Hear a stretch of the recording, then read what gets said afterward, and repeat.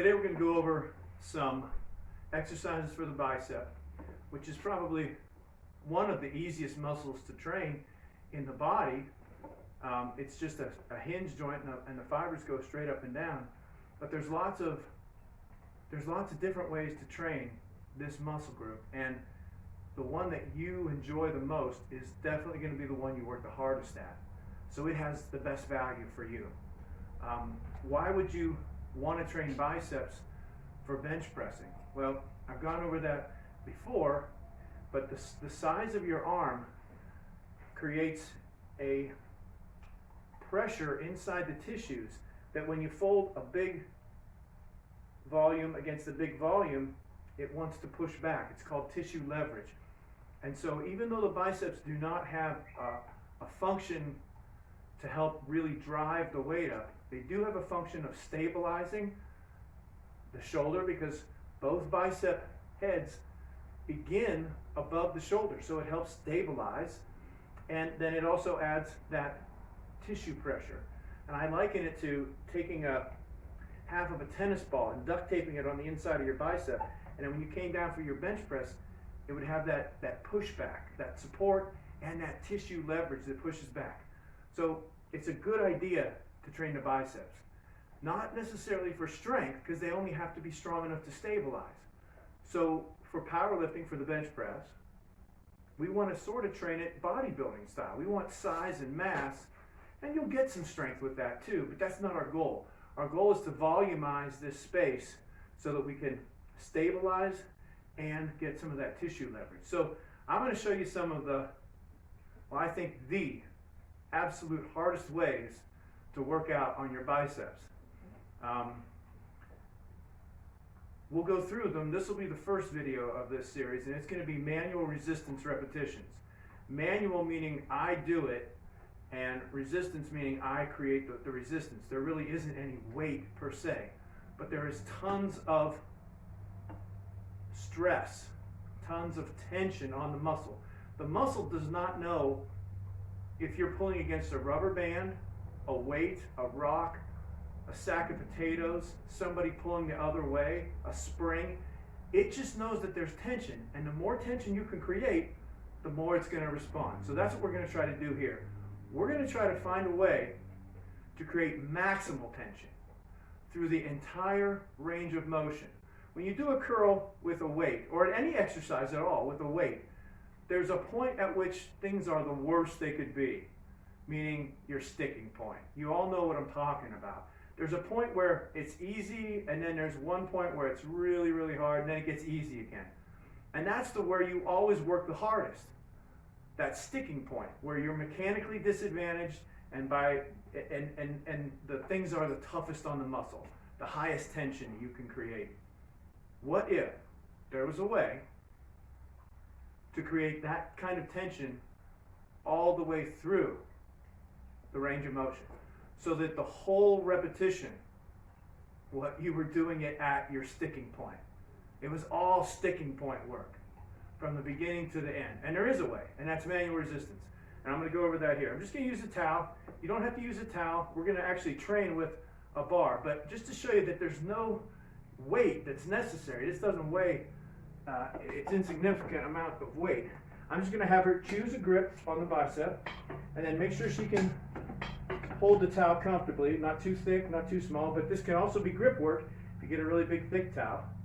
Then all I'm going to do is provide the resistance. I'm going to stretch down and have her curl up against me. Go ahead and curl up, and I'm slowing her down.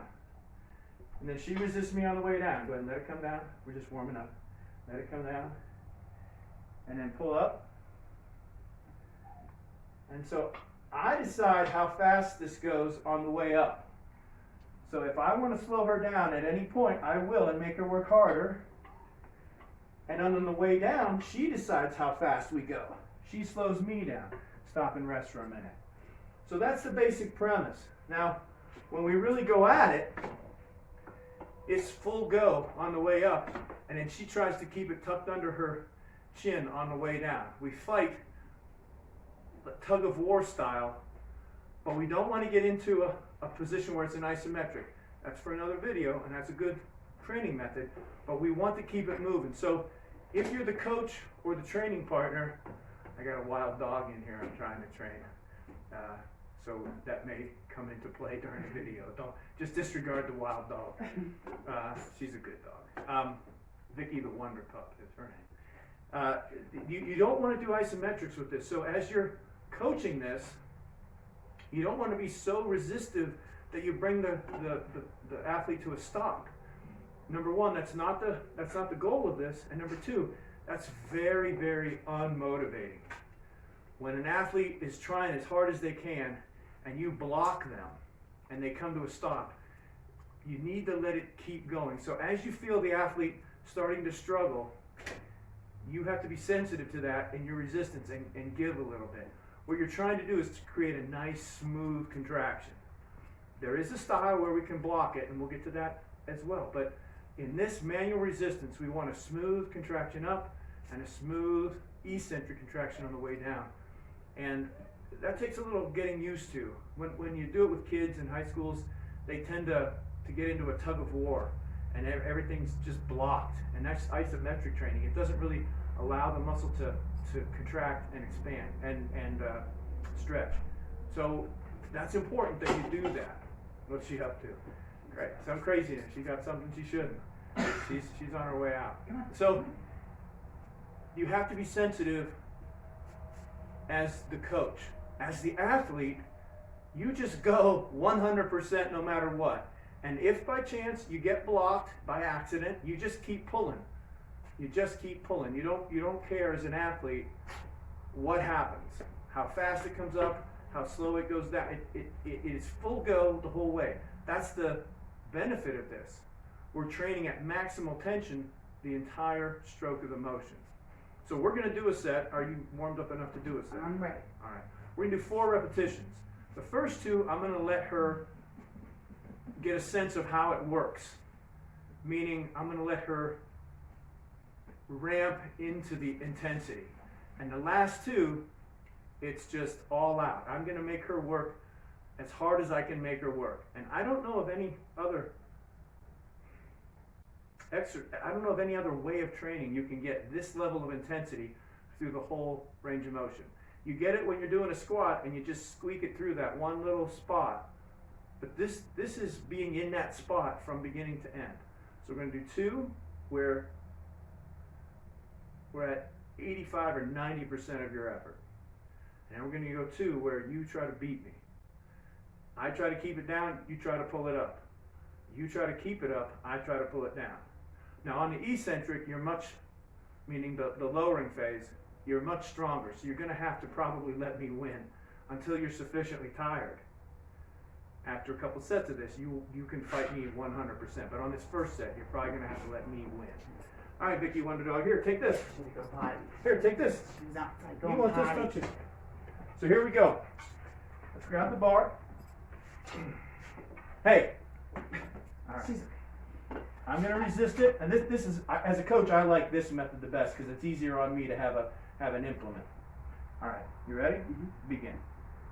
So I'm going to make her work, but I'm going to make sure that she doesn't stop.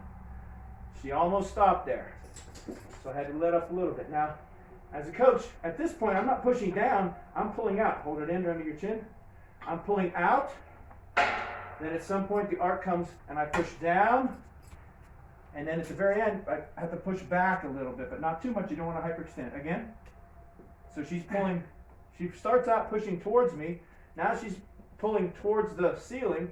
Now she's pulling back behind her. So it's an arc. Ready? Got it?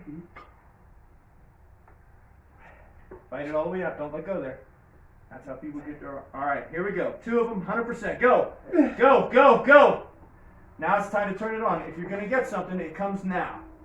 This is where you get what you want. Pull, pull, pull, pull. Now, I'm not stopping her. That's her quitting. And ready? Resist me. Nice job, nice job. Resist all the way. Don't let go at the end. Ready? Pull. Full go. So I haven't blocked her. She's just running out of steam to even lift the bar. That's how tired she is. Pull it in. Tuck it in. You ready? Resist me all the way down. Now fight, fight, fight. Keep fighting. Keep fighting. Keep fighting. Now pull it back up. Pull it back up. Pull it back up. Up, up, up. Rest, rest, rest. there's an example, a little example of how this works. You get better and better as you practice it. And two caveats. One, you have to, as the arm goes around, put your arm up here. Wow. Yeah, wow. At this point, she's not really picking up. She's sort of moving out. So I have to push some pressure in, here. In, not down. In. So the resistance is in first. Then right here, it is like a weight. It's straight down, my resistance. But then up here, if I push down, that doesn't do anything. I have to pull out. So I have to pull out, push down, and then push back in as I'm coaching this, or you're spotting it. The second thing is, since we have a preacher bench here, there is a potential then for some overzealous pushing at the bottom and hyperextending the elbow. So that can be stopped by putting a bench underneath here so that it can't happen, or just paying really good attention. If you're working with kids, and this is a great thing to do, because like you don't need any weight. You can do this standing as well. You know, with the towel, or I don't even need the towel. I can just have her clasp your hands together, and I can just pull here and work the biceps. So this technique it can be applied to lots of lifts, not so much the big presses and squats, but all of these other accessory movements, shoulders, triceps, abs, etc. Really good stuff here. I don't know of any way to work harder, but two caveats on this that we've done. One is making sure that you match the pressure that you're giving, or the resistance that you're creating, with the angle of the pull that she's trying to make. And two, be very careful of the bottom. And I guess I should also say be careful of the top, because if I let go at the top, she's going to knock it right into her chin, which, although hilarious, probably not good for a bunch of kids to do, because they'll do it all the time once they figure out that it's super funny, because it is. But it's also a good way to loosen teeth, so nobody wants that. So that's the first in this series of high intensity bicep work to support your bench press. And again, I'll just reiterate, the reason that this is good bodybuilding style is that it creates volume and it creates stability. And we don't need a ton of strength for our bench press, but you'll get plenty of strength doing this. This was not invented by me, but it was invented for strength. It's a great way to get maximal stimulation. The problem with this is, I guess the third caveat then, is that you can't see your progress on this. You work like a madman or madwoman, and you can't see the weights going up every week. You just keep working maximally. Now you can see the arm develop, but doing this all the time is not probably practical, only because of motivation. It's hard to get motivated to do everything. The same problem holds for isometrics. You just can't see your progress. And one of the most important things for kids, or anybody, I know it was for me, is to know that my training is paying off and seeing that in the numbers when I would write it down. So those are a couple things to think about in how to use this judiciously. But it is a time saver. You don't need a ton of equipment. There's a lot of positives to it, and it's the maximum amount of work that you can do. Now, I guess I should say one last thing, and then I'll try to cut this video off. It's really easy, because I've been on that side a lot. It's really easy to think you're trying hard and not really be trying hard, because with that much tension for that much time and that many reps, you can lose the proprioception. You feel like you're not trying, and so you stop sending the signal. And it takes, this last caveat then, something to think about, it takes a highly motivated individual to really pull as hard as they can. Because they'll pull as hard as they can a little bit, and then they'll kind of take a little rest, and then if you motivate them and yell at them, they'll pull a little harder again.